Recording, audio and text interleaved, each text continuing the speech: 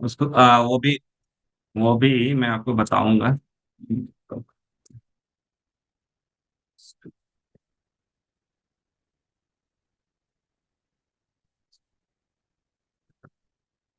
Service service.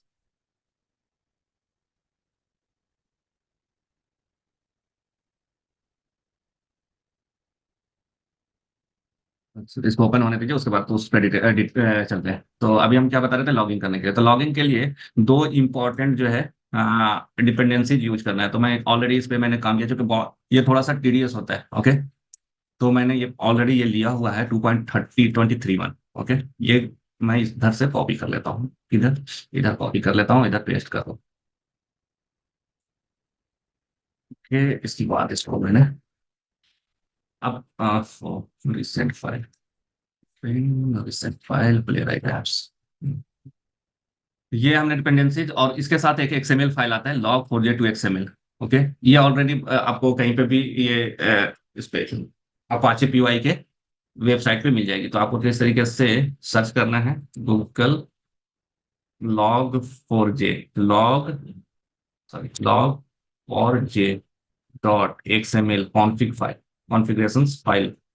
ठीक है, अपेंडर example, ये यहाँ से कि कहीं से भी जाकर के log j फाइल एग्जांपल है, यहाँ से किसी का भी ये आप यहाँ से, ठीक है, यहाँ से आप क्या करें, ये एक्सएमएल फाइल को कॉपी कर ले और अपने अकॉर्डिंगली इसको क्या करें, चेंज कर ले। तो मोस्टली ये जो है ना, ये ठीक है, इसी को मैं कॉपी कर लेता हूँ यहाँ से। और नाम जो होगा ना इसका, वो क्या होगा, log4j XML, log4j XML। यहाँ पे most important option are using the log4j XML। एक सेकंड।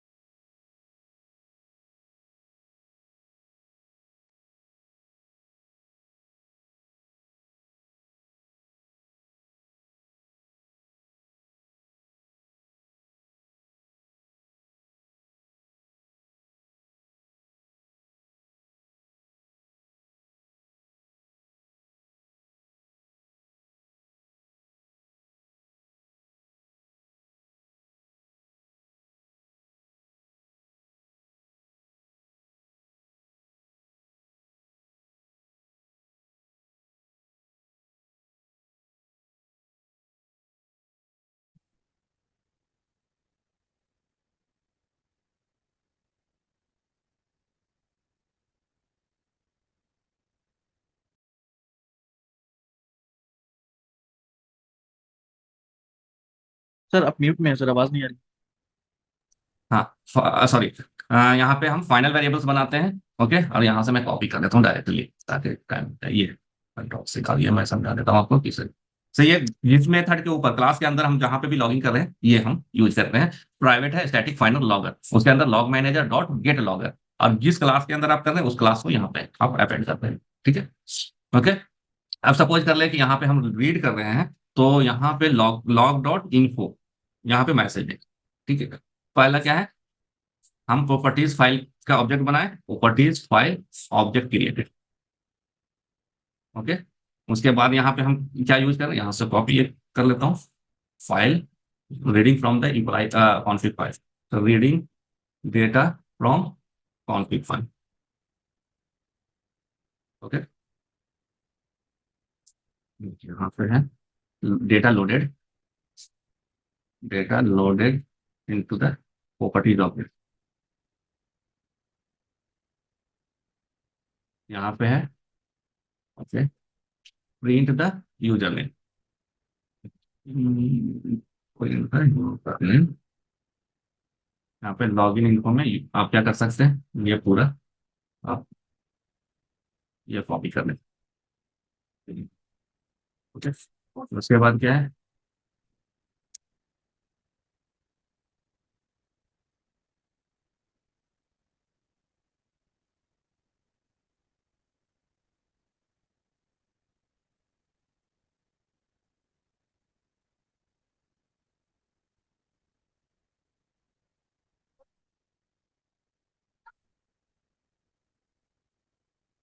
उसके बाद प्रॉपर्टीज डॉट, यहाँ पे हम क्या कर रहे हैं, क्लियर कर रहे हैं।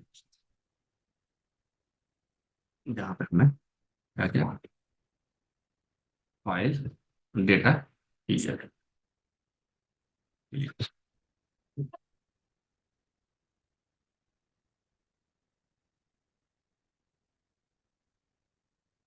यहाँ से आप रन करें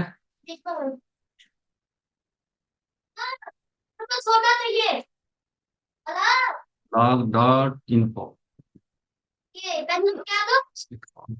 अब यहाँ पे देखिए, मेरा लॉग फाइल भी नहीं बना है, राइट। मेरा लॉग फाइल भी यहाँ पे नहीं बना, इट मीन कि एक्सएमएल फाइल जो है ना हमारा लॉग प्रोजेक्ट डॉट एक्सएमएल, इसमें प्रॉब्लम ये, हम क्या करते हैं, इसको हटा देते हैं वैल्यू को, इसको हम हटा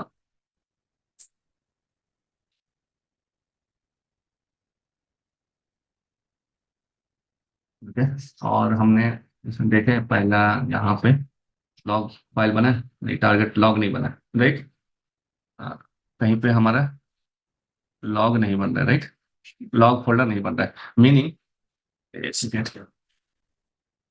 log project two dot XML है, मेरा फाइल का नेम गलत है, log project two rename.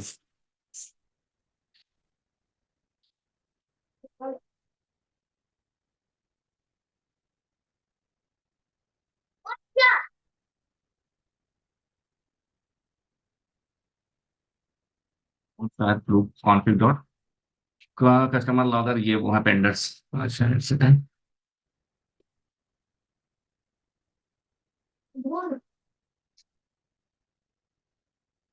Unknown root of the ORD log for your config file, एक सेकंड।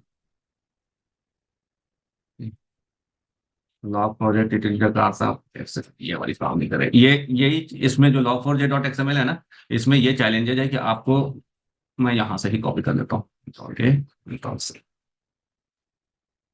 इन्फो है, लॉग फोर जे टू है, log dot application file name है, system dot out है, कंसोल अपेंडर है, file अपेंडर है, okay, यहाँ से करता हूँ मैं।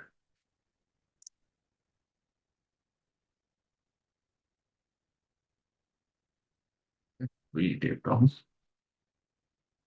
हाँ ये लॉगिन हो गया, उसकी कुछ पैरामीटर्स जो है, ओके, वो फिट नहीं बैठ रहा था according to the our requirement. ठीक है, तो ये जो है, अब मुझे इससे क्या क्या बेनिफिट है कि इन केस कोई भी अगर इस एप्लीकेशन को रन करता है, कब रन किया, वो मेरा पूरा लॉग यहाँ पे देखिए फाइल में भी लॉगिन हो गया है ना। तो ये एक हिस्ट्री की तरह आप इसको चेक कर सकते हैं। इससे फायदा क्या होगा कि जैसे सपोज कर ले कि आप you are expecting some other data, यहाँ पे एडमिन की जगह पे क्लास दे रहा है, ठीक है ना, और उसके बाद पासवर्ड आना था, तो यहाँ से आप यहाँ से भी लॉग फाइल को भी देख करके आप चेक कर सकते हैं कि हमारा क्या डेटा आना चाहिए था, हमें क्या रिक्वायरमेंट था और डेटा क्या आ रहा है। ओके, तो this is the use of the log.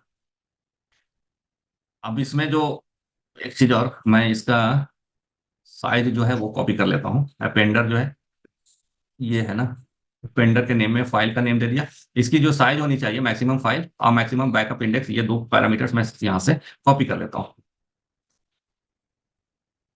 File अपेंडर में था ना, फाइल अपेंडर, अपेंडर फाइल अपेंडर, अब फाइल अपेंडर ये है, फाइल के अंदर है अपेंडर, अपेंडर है फाइल के अंदर है, हमारा फाइल के अंदर नहीं, अपेंडर के अंदर ये दिखा है, ये 10 MB, और मैक्सिमम फाइल जो है वो 10 से ज्यादा नहीं होना चाहिए। ओके, मैक्सिमम बैकअप इंडेक्स 10 है, वैल्यू 10 है, इसका मतलब कि जैसे ही किसी फाइल का 10 MB हो जाएगा साइज, तो ऑटोमेटिकली एक नेक्स्ट फाइल बन जाएगा। ओके, इस पैटर्न पे। ओके, अब इसको रन कीजिए। अगर पैरामीटर गलत होगा तो यहाँ पे वो नहीं आएगा।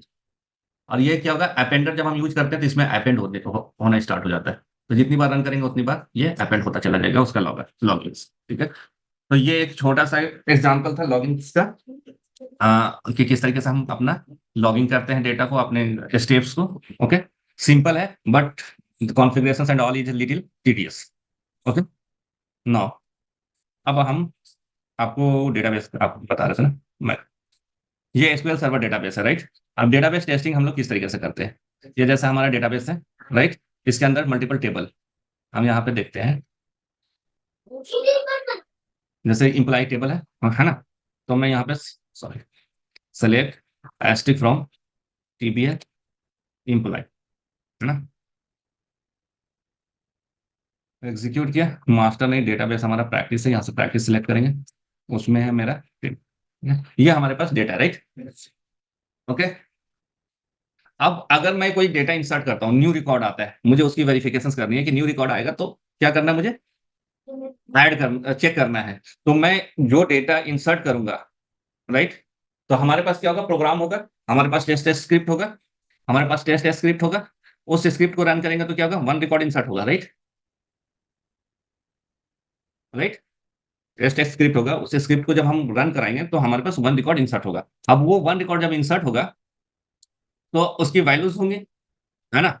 जैसे अगर हम यहाँ पे इंसर्ट करते हैं तो इंसर्ट हम अगर कर रहे हैं तो इंसर्ट इनटू किसमें, टीबीएल इम्प्लाइज के अंदर। ओके, हमें वैल्यूज लेना है, आईडी हमें छोड़ देना है। ओके, क्योंकि वो ऑटो फिल है, नेम में हमने ले लिया, सपोज कर लें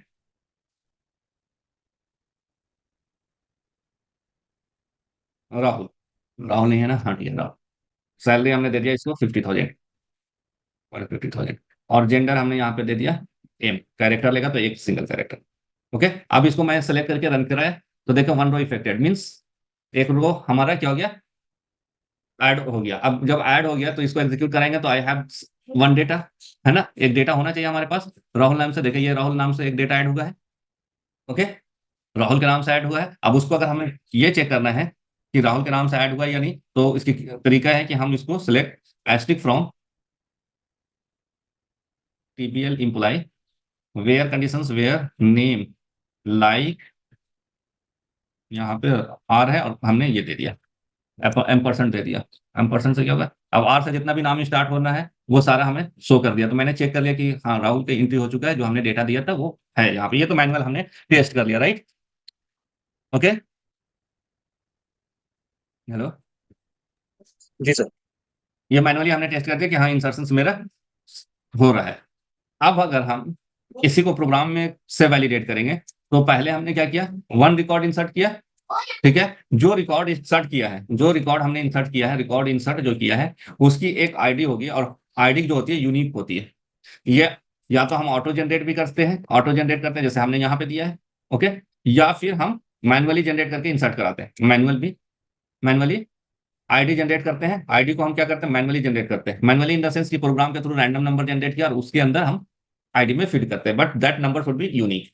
जैसे आप कहीं पे जाते देखते होंगे क्या होता है, उसकी भी बहुत सारी तरीके हैं। वो मैं अपनी डिटेल्स में नहीं जा रहा हूँ, क्योंकि वो अगर डिटेल्स में जाएंगे तो that is a part of development.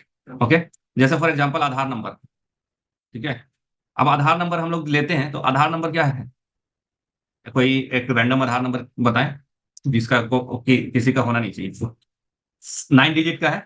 जैसे 2469 हमने दिया, है ना, सॉरी 2569। ये फिर है 4567, है ना, फिर 2390, ये पूरा आधार नंबर है हमारा।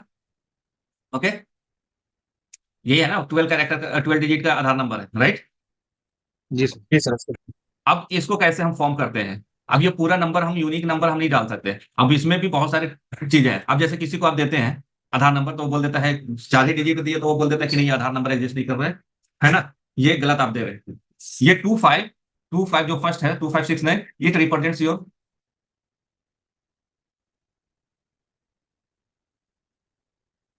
ये क्या रिप्रेजेंट्स करे, आपका स्टेट का। तो आप अगर वेस्ट बंगाल है, वेस्ट बंगाल है, ठीक है, तो उसकी जो डेटा आएगी 20 से स्टार्ट होगा। ठीक है, झारखंड है, मैं हाइपोथेटिकली कर रहा हूँ 18 से स्टार्ट होगा। ठीक है, अब इसमें भी 20 ये रिप्रेजेंट क्या कर रहा है, वेस्ट बंगाल का, फर्स्ट 2 डिजिट वेस्ट बंगाल का, और 69 जो है वो आपका जो है 69 जो है यहाँ पे वो कहाँ का रिप्रेजेंट कर रहा है, 69 रिप्रेजेंट कर रहा है 26। उसके बाद आप यहाँ पे 69 जो है वो रिप्रेजेंट आपका कर रहा है डिस्ट्रिक्ट का 69। तो सपोज करने की ये मालदा डिस्ट्रिक्ट का है। अब आप अगर 20 पे 69 नहीं है, 13 ही डिस्ट्रिक्ट है आपके स्टेट में, 13 डिस्ट्रिक्ट है, तो 2013 तक ही आएगा। लेकिन आपने दिया किसी को 2014, राइट, तो वो बोलेगा कि नहीं ये एग्जिस्ट नहीं कर रहा है, ये आपने गलत दिया है, क्यों कि ये वेस्ट बंगाल का ये नहीं हो। तो this is what the code ये फॉर्म करते हैं। उसके बाद 4 5 6 7 है, वो एक अलग नंबर है, ठीक है, 2390। अब अगर ये, अब इसको कैसे हमने क्रिएट किया, तो सबसे पहले एक टेबल क्रिएट करेंगे। एक टेबल जो होगा हमारा वो फर्स्ट 4 डिजिट को रखेगा, फर्स्ट 4 डिजिट का डिटेल्स होगा, फर्स्ट 4 डिजिट का, फर्स्ट 4 डिजिट का डिटेल्स होगा। ओके, सेकेंड टेबल क्रिएट करेंगे तो हमारा सेकेंड 4 डिजिट का, सेकेंड 4 डिजिट का डिटेल्स होगा। और लास्ट का 4 डिजिट जो है, जो कि आपका अपना रेफरेंस होगा, ठीक है, वो भी टेबल में होगा। ठीक है, थर्ड जो है, थर्ड जो पोजीशन है, थर्ड जो है उसका 4 digit, it's your it's your number, it's your number. Okay,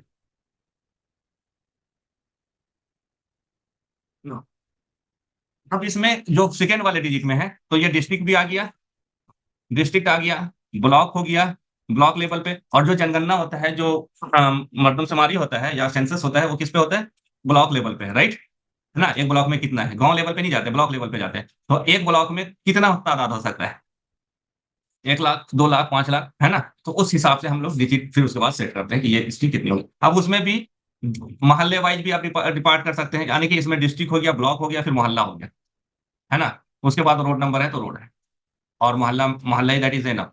ठीक है, अब एक मोहल्ला में मैंने मान करके चला कि कितने आदमी होंगे, 10,000 आदमी होंगे। ठीक है, तो इस तरीके से हमारा फॉर्म हो गया। अब जब भी, अब इससे फायदा क्या होगा कि हमारा डेटा बाइफरकेट हो गया। दूसरा कि जो हमने मैं जो आईडी जनरेट कर रहा हूँ वो अलग अलग टेबल से आ रहा है, जिससे हमें डिटेल्स पता चल रहा है। तीसरा फायदा होता है कि शॉर्टेज ऑफ डेटा जो है वो हम हैंडल कर रहे हैं, क्योंकि हर कॉलम की एक लेंथ होती है, हर डेटा टाइप की एक लेंथ होती है कि इतना इतना से इतना वैल्यू तक हम डेटा रख सकते हैं। ठीक है, ओके, जैसे इंटीजर, इंटीजर अगर हमने ले लिया तो 32,3556, इससे ज्यादा का डेटा हम देंगे तो वो बाइंड हो जाएगा, माइनस में चला जाए। ठीक है, अगर हमने दे दिया 670, तो ये डेटा नहीं लेगा, क्योंकि इसकी जो कैपेसिटी है उससे बियॉन्ड हो गया। इंटीजर की जो कैपेसिटी है वो 0 से लेकर के -32566 से लेकर के 0, और ये, तो ये रेंज है, ये यहां से यहां तक के वैल्यू लेगा। तो अगर हमने डायरेक्टली किसी, सपोज कर ले कि इसका हमने इस कॉलम का हमने जो 8 डिजिट दिया है उसकी वैल्यू हमने ले लिया लॉन्ग। ओके, तो क्या होगा, हमारा एक मोमेंट उस आएगा जब हमारा डेटा फिल हो जाएगा, कॉलम की वैल्यू हम रीच कर जाएंगे उस वैल्यू पे, उसके बाद हम डेटा इंसर्ट नहीं कर सकते। इसीलिए इसको हमने क्या किया है, इसको हमने अलग अलग टेबल में डिवाइड कर दिया है, जिससे कि हमारा ट्रिलियन और ग्लोलियन भी वैल्यू हम डाल सकते हैं, गैलोलियन वैल्यू भी हम डाल सकते हैं। जो कि एक एग्जांपल मैं आपको और देता हूं, नेटवर्क की डेटा, नेटवर्क का जो आईपी है, आईपी नेटवर्क जो हम लोग डिफाइंड करते हैं, ठीक है, वो कितने में करते हैं, 323 172 है, जैसे 172 यही होता है ना, 172.019.122। तो ये क्या होता है, ये आईपी जो है, ठीक है, ये आईपी भी एक, अब पूरे पूरे वर्ल्ड को रिप्रेजेंट करता है ना। ये आईपी एड्रेस वर्ल्ड में जितने भी मोबाइल यूज हो रहे हो, लैपटॉप यूज हो रहे हो, है ना, या जितने भी इलेक्ट्रॉनिक्स डिवाइस यूज हो रहा होगा, तो उसकी एक आईपी जो नेटवर्क पे होगा, वो आईपी से ही डेटा को एक्सट्रैक्ट, राइट, हाँ, डेटा को इनपुट दे रहा है, राइट। तो ये जो डिवीजन है, तो अगर हम इसको सोचे तो ये कितना है, ये हमारा ट्रिलियन से ज्यादा में चला जाता है, ट्रिलियन डिवाइसेस इजीली हैंडल हो जाएगा। अगर मैं करंट सिचुएशन सोच करके रखता कि नहीं, अभी कितना है, 1 बिलियन, टोटल पॉपुलेशन 3 बिलियन है, और मैं सोचा कि चलो अगले 50 साल तक 1 बिलियन और हो जाएगा, तो 4 बिलियन या 5 बिलियन, है ना, 5 बिलियन तक के पॉपुलेशन बढ़ेगा नेक्स्ट 100 ईयर्स में, और मैं उस तरीके से आईपी एड्रेस को करता। ओके, उस तरीके से आईपी एड्रेस को डिजाइन करता, तो क्या होता है, अभी तो 5 बिलियन से ज्यादा डिवाइसेस हो गए। मोबाइल है, एक बंदे का आज मोबाइल जो है हर बंदों के पास है, एक नहीं, ऑन एन एवरेज अगर देखें तो इंडिया में 1 बिलियन ये 40 करोड़, यानी कि 400 मिलियन पीपुल है, 1.4 बिलियन पीपुल है ना। तो डिवाइस जो है, इलेक्ट्रॉनिक डिवाइस जो कि नेटवर्क पे है, इलेक्ट्रॉनिक डिवाइस जो नेटवर्क पे है, वो ऑलमोस्ट 2.8 है, 2.8 बिलियन है। क्योंकि हम लैपटॉप भी यूज कर रहे हैं, मोबाइल भी यूज कर रहे हैं, किसी किसी बंदे के पास 3-3 4-4 मोबाइल है, टैब भी है, मोबाइल भी है, लैपटॉप भी है, तो जस्ट डबल डिवाइसेज यूज हो रहा है। ओके, तो ये डिजाइन किया जाता है उस तरीके से। तो हमें क्या मिलता है, हम यहाँ पे बात कर रहे थे आईडी का, कि ये आईडी किस तरीके से हम लोग जनरेट करते हैं। तो जनरेट करने का, तो जब भी हम कोई डेटा इंसर्ट करते हैं तो we get a new ID. क्योंकि ये आईडी से क्या बेनिफिट मिलता है, हमें आईडी क्यों जनरेट करते हैं, नहीं भी जनरेट कर सकते, क्योंकि ये एक ऐसा रिकॉर्ड होता है जो कि यूनिकली आइडेंटिफाई होता है, हर एक रिकॉर्ड के साथ एसोसिएट होता है, and that is unique. Okay, that is what, unique. Okay, तो ये यूनिक रिप्रेजेंटेशन होता है, जिसकी वजह से हम किसी भी डेटा को, किसी एक पर्टिकुलर डेटा को, ग्रुप ऑफ डेटा नहीं बोल रहा हूं, पर्टिकुलर डेटा, पर्टिकुलर रिकॉर्ड को एक्सेस करने के लिए हम उस यूनिक आईडी को एक्सेस करते हैं। दूसरा ये होता है कि ये इस यूनिकनेस को मेंटेन करने से ये ऑटो इंडेक्स होता है, जो कि नॉर्मल जो डेटा है, जो इंडेक्स नहीं किया होता है, उसको अगर हम फेच कर रहे हैं तो it takes time, extract, table से एक्सट्रैक्ट करने में टाइम लग जाता है। मैं 1 KB 2 KB की बात नहीं कर रहा हूँ, 1 MB की डेटा की बात नहीं कर रहा हूँ, जहां पे 10 MB 25 MB 30 MB 1 GB data है, उस टेबल से अगर कोई एक पर्टिकुलर रिकॉर्ड एक्सट्रैक्ट कर रहे हैं तो आपकी टाइम जो है 1 GB डेटा, उसका टाइम जो है 10 सेकेंड से एबव लग जाएगा, 10 second. Okay, how much, 10 second. अब इसकी जो जितना डेटा बढ़ता चला जाएगा, जितना डेटा बढ़ता चला जाएगा, इसकी टाइम इंक्रीज होता चला जाएगा। ठीक है, तो इसी केस में अगर हमारे पास 20 GB का डेटा है, मैं किसी एक पर्टिकुलर रिकॉर्ड को सर्च कर रहा हूँ, 1 आवर्स लग रहा है, राइट, तो कौन, मैं यूज करूंगा डेटाबेस, नहीं यूज करूंगा। उसी तरीके से फेसबुक पे चले जाएं, या फिर आप ट्विटर पे चले जाएं, या इंस्टाग्राम पे चले जाएं, डेली 1 मिलियन 1 ट्रिलियन डेटा वहां पे, वीडियो, कमेंट्स, लाइक, अपडेट होते हैं। लेकिन जब हम किसी के प्रोफाइल पे जाते हैं और एक्सेस करते हैं, तो उसकी data with in the second वो लोड हो जाता है पेज पे। जबकि हम यहाँ पे बोल रहे हैं कि 1 आवर्स 20 GB से ज्यादा होगा तो मे बी 1 आवर्स या 10 मिनट्स ही मैं मान लेता हूँ, तो who will use the Facebook, कोई भी यूज नहीं करेगा। तो इसके लिए नो सिक्वल यूज किया गया। नो सिक्वल में क्या होता है, डेटा जो होता है फेच करते हैं बहुत स्पीड में, जो नो सिक्वल इंजन है, डेटा बहुत स्पीडली फेच होता है। उसके बहुत सारे टेक्निक है इंटरनली, डेटा फेच जो होता है वो अपने टाइम पे ही होता है, but we have the different different techniques. ठीक है, उसको हम लोग मैनेज करते हैं। जैसे आपने सुना होगा कि फेसबुक, गूगल, इन लोग का जो डेटा सेंटर इंडिया में भी है, डेटा सेंटर इंडिया में भी, why data centre is in India. Facebook का तो हेड ऑफिस जो है वो यूएस में, डेटा सेंटर यहाँ क्यों रखा, इसलिए रखा कि जितने भी इंडियन कैटेगरी का डेटा है वो यहाँ के डेटा सेंटर में हो। तो अगर यहाँ के डेटा सेंटर में होगा तो जो भी इंडियन प्रोफाइल, हम तो किसी अमेरिकन की प्रोफाइल को जल्दी नहीं टच करते, तो इंडियन प्रोफाइल जब हम करेंगे तो हमारा जो डेटा है वो इंडियन डेटा सेंटर से एक्सेस हो जाएगा, सेंट्रल डेटा सेंटर से नहीं होगा। अब चले आइए, फेसबुक ने सिर्फ इंडिया में ही नहीं खोला, उसने जोनल वाइज उसने डेटा सेंटर बना दिया, north zone, south zone, central zone, इस तरीके से देखा कि हमारा नंबर्स ऑफ यूजर कहाँ तक। तो this is the very strategical things. Okay, तो इसके डेप्थनेस में हम नहीं जाते, मुझे क्या करना है, ये मैंने ओवरऑल आपको एक सिनारियो बताया कि किस तरीके से हम लोग डेटा को मैनेज करते हैं, है ना।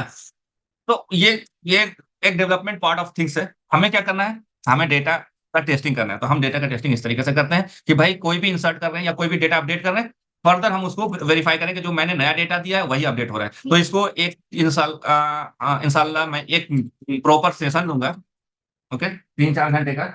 ओके, उसमें ये पूरा डिटेल्स मैं आपको दूंगा, डेटाबेस ड्रिवन टेस्टिंग जो होता है, सॉरी, डेटाबेस टेस्टिंग वो किस तरीके से करते हैं, वो एक पार्ट होगा उसी के अंदर, फ्रेमवर्क्स के अंदर, जिसमें मैं कनेक्ट करूंगा इसके डेटा को, वहाँ ये एक्सेल से डेटा को इनपुट कराएंगे, डेटाबेस में होगा, फिर डेटाबेस नेक्स्ट फेच करेंगे, उसको वैलिडेट करेंगे। Okay, Yes.